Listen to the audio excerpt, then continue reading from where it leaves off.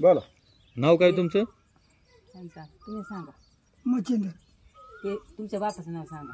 मच्छिंद्र केशव मिसाळ. मच्छिंद्र केशव मिसाळ. किती किती दिवसापासून इथं कालटंडर राहत आहे? आम्ही 72 सालापासून इथं सर. कालटण मध्ये राहता? 72 सालापासून कालटण मध्ये राहत आहे.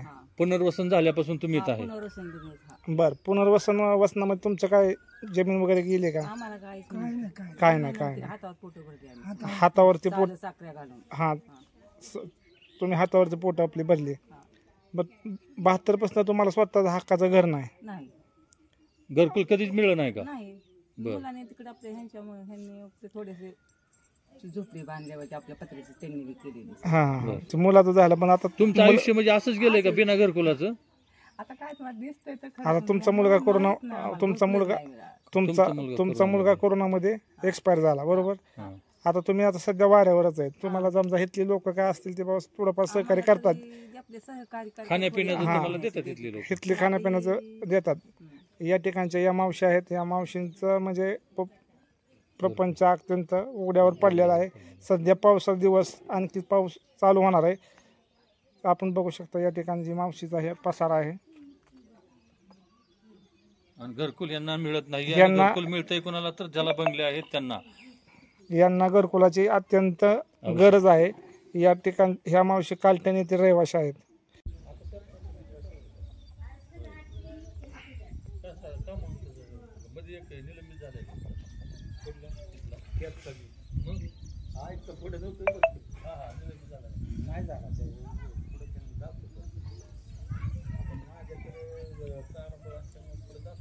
बोला जरा दोन शब्द. मालकाने आम्हाला आधार दिला आणि तिथे राहिलो झालं. मोठं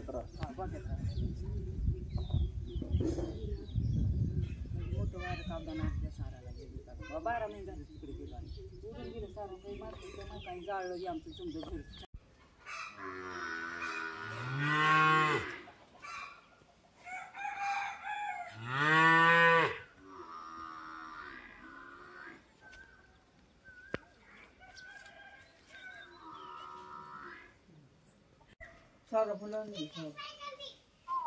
लगेच घेऊन जाऊ तुम्ही तिथे मेडिकल.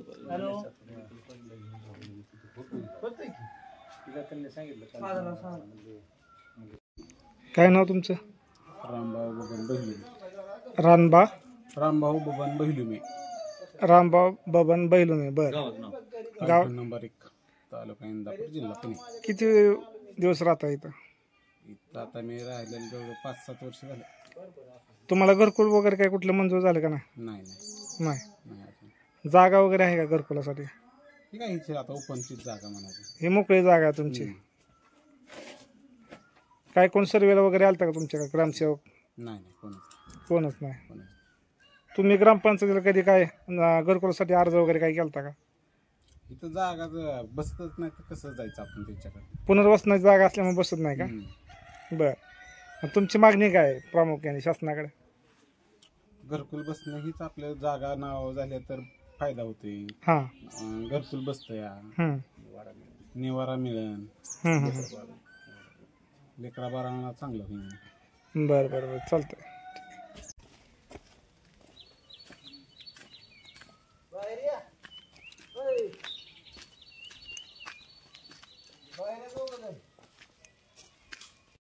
बाबा नाव काय?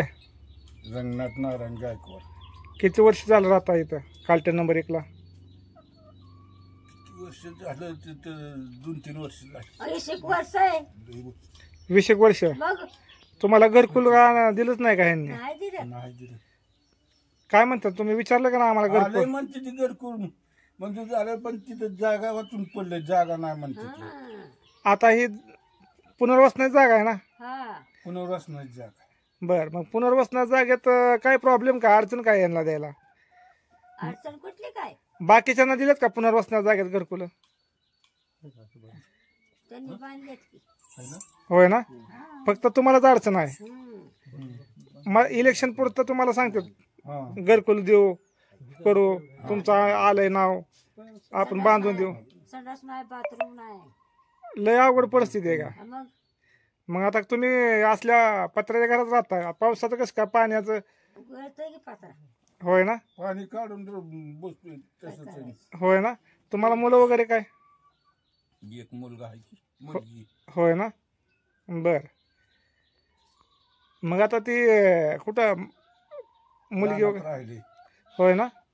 ते आता ही मालकाच्या बोललं राहिले होतं, राहणार. हां हां बोललं होतं, पण ते लग्नाला गेले. बर बर बर. तुमची मागणी काय सरकारकडे?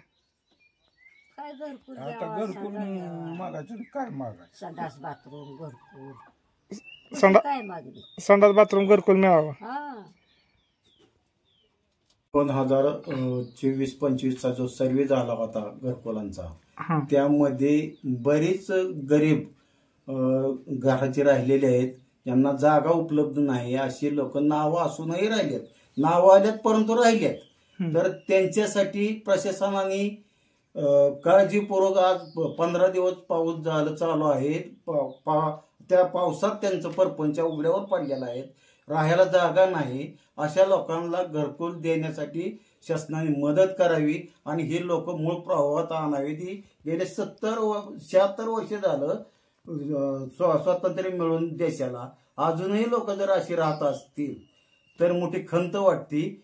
ज्या लोकांना गरज आहे अशांना घरकुल दिली नसतील तरी त्यांना जागा उपलब्ध करून घरकुल देण्यात यावं, आणि ज्याला गरज नाही किंवा अशा दिल्या असतील तर ते चौकशी होऊन ते रद्द करण्यात यावीत.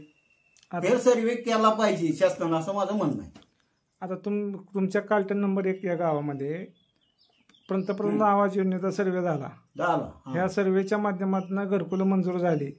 पण काही लोकांना बंगला आहेत, काही लोकांना पक्के घर आहेत, त्यांना सुद्धा घरकुल दिले आहेत, दिले गेले. म्हणजे हे कुठतरी चुकीचंच आहे. आणि जे खरोखरच गरजू आहेत, आता आपण पाहिलंच मागाशी काही लोकांच्या प्रतिक्रिया घेतल्या, त्यांच्या परिस्थिती अक्षरशः त्यांना उघड्यावर त्यांचा संसार प्रपंच आहे, त्यांना घरकुल दिलेला नाही. आता हे पुनर्वसनाचा विषय येतोय इथं कालटन नंबर 1 म्हणलं की इथं पुनर्वसनाची जमीन भरपूर आहे. तर पुनर्वसन ज्या ठिकाणी झालेलं लोकांचं शासनाने पुनर्वसन ह्यांचं केलेलं आहे की बाबा यांना पुनर्वसन करून यांना राहायला जागा दिलेली आहे, मग त्या जागेमध्ये घरकुल बांधता येतं का नाही बांधता येत असं तुमचं काय म्हणणं? माझं मत आहे की जे निवासी आहे ते शासनाचा GR आहे 2018चा, त्यानुसार 2001 2018, त्यानंतर 17 क्रमांक 348 16 फेब्रुवारी 2018चा एक आदेश आहे, त्याप्रमाणे नियमित करायला सांगितलेले आहे. ते आदेश केलेला आहे ते शासनाने. शासनाची ही तर कुठेही चूक नाही, प्रशासनाची चूक आहे. हे अधिकारी सर्वे करताना काय पैसे घेऊन केल्या जातोय आणि त्या भूमिकेतही घरकुल बसल्या जातात, असं ठाम माझं मत आहे. सर्वे करायला आले होते का? सर्वे करायला मॅडम शिंदे म्हणून होत्या, त्यांची चौकशी करण्यात यावी. त्याच्या अगोदरचे भाऊसाहेब होते पाटील म्हणून, त्यांची चौकशी करण्यात यावी. ही घरकुल कशी बसावली किंवा ह्याचा सर्वे कसा केला, शिंदे मॅडमनं कसा सर्वे केला, तुम्हाला ही लोक दिसली नाहीत का? ज्या आज उघड्यावर त्यांचं परपंच तर पावसात आहे ती बघितले तुम्ही म्हाताऱ्या माणसांची अवस्था, ती परपंच कसा पडलाय त्यांची अवस्था. आता एक तर म्हातारा मारण्याच्या घरात त्याला सोलापूरला किंवा पुण्याला न्यायला सांगितलंय, पावसाच्या अभावी घर नाही म्हणून. ह्या लोकांनी जगायचं का मारायचं? आणि जर शासनाचं तसंच म्हणणं असेल तर बिनधास्त 20 द्यावं, त्यांना मारून टाकावं. आता सार्वजनिक स्वच्छतेला लाखो रुपये खर्च दाखवला जातो, कितीतरी निधी येऊन पडलाय. स्वच्छतेसाठी निधी आहे, 15 वित्त आयोगातला आता निधी आलेला आहे, गटारी साफ करण्यासाठी निधी आलेला आहे, तिथं कुठेही काम केलं गेलेलं नाही. वारंवार मी मिटिंगीत त्यांना सूचना करतोय, बाबा हे तर इथं खर्च करा, ह्याची गरज आहे. स्वच्छता, गावाच्या कडेला पाणी सोडू नका, गावाच्या कडेनं पहिली गटार लाईन बाहेर काढून द्या आणि नंतर पाणी तुमचं कुठलं सोडायचंय ती पाणी तुम्ही त्या गटरीत आणून सोडा, जेणेकरून लोकांना त्रास होणार नाही. संडासचं पाणी सोडणार नाही ती चारीत, किंवा ती संडासच्या पाण्याची विल्हेवाट पुढे लावावी गावाच्या बाहेर, अशी एक माझी मागणी आहे. ही मागणी शासनाने पुरी करावी, शासनाला हात जोडून विनंती करतो. गोरगरिबावर लक्ष द्यावं, गोरगरिबाला जागवा तुम्ही, श्रीमंताला जागवण्यापेक्षा गरीबावर लक्ष द्या, गरीबाला न्याय द्या. दलित वस्ती योजनेमध्ये जे दलित वस्ती आता आपण पाहिली मागाशी, त्या ठिकाणी सार्वजनिक शौचालय आहेत पण त्याची व्यवस्था नाही.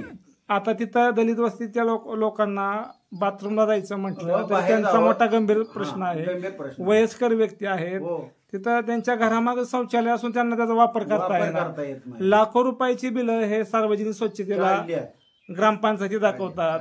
तर तुमच्या गावात दलित वस्तीमध्ये वित्त आयोग 14 असेल 15 असेल हो. ह्यातनं काय खर्च वगैरे काय दलित वस्ती त्यांनी केलाय का नाही केलाय? तुम्ही एक सामाजिक त्याला कार्य मी स्वतः त्याची दुरुस्ती करायला लावली. बर. त्या शौचालयाची आता दलित वस्तीची नवीन दलित वस्ती आपण घोषित केली. बर तिथं पाणी नेऊन सोडली पाईपलाईन. बर. त्यानंतर सौर ऊर्जाचा एक पोल टाकला तिथं. हा नंतर त्या लोकांसाठी थोडासा रस्ता बी झालाय. हा. आता त्या शौचालयासाठी मी खर्च करायला लावला. हा. भांडी बसवायला लावली. त्याचं प्लस्टर करावं. त्याची अवस्था बघा त्या प्लस्टरची काय आहे ती. प्लस्टर आहे का त्या पद्धतीचं? तुम्ही गावड्याला पैसे दिल्यात ना, कॉन्ट्रॅक्टदाराला पैसे दिल्यात ना, मग ते तसंच असतं का प्लस्टर? आपण आपल्या घराचं प्लस्टर करतो. कसं असतं प्लस्टर?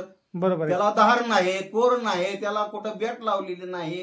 कशा पद्धतीनं प्लस्टर केलं पाहिजे? त्या सार्वजनिक शौचालयावरती पाणी टाकी कुठं दिसून आलेलं नाही. कुठं पाणी टाकीच नाही ना. संडासची टाकी आहे, पाणीची टाकी नाही. म्हणजे लाख रुपये शासनाचा खर्च वायाच गेला. तिथं जाता येत नाही. आता तुम्ही परिस्थिती बघितली, झाडं उगवल्यात, झाडं तोडली नाही. आता स्वच्छ ते करायला पाहिजे. ते गेल्या 2 महिन्यात आता प्रशासक असल्यामुळे दुर्लक्ष होत आहे. दुर्लक्ष म्हणजे प्रशासक काय इकडे लक्ष घालत नाहीत आणि ग्रामसेवक काय जास्त लक्ष घालत नाहीत. त्याच्यामुळे आता ही कोणी करायचं? ग्रामसेवक गावात राहतो का तुमच्या? आमच्या गावात नाही, ते बारामतीला राहतात MIDC मध्ये. आणि ते इथं फक्त मंगळवारी आणि शुक्रवार 2 दिवस असतात. 2 दिवस 2 दिवस असतात. मंगळवारी ते पण दिवस भर नसतात. तास 2 तास निघून जातात. ते तास 2 तास येतात आणि निघून जातात. निघून जातात.